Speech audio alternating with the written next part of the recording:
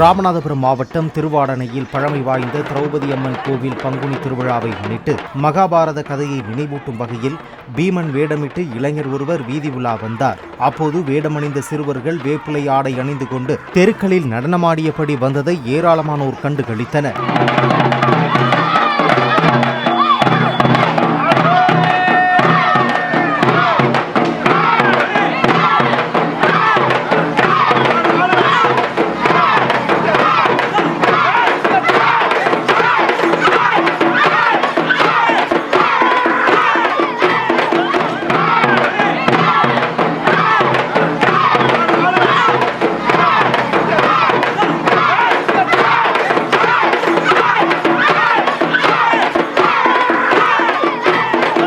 Play store மற்றும் app ஸ்டோரில் இருந்து பாலிமர் செயலியை QR கோடு மூலம் பதிவிறக்கம் செய்யுங்கள்.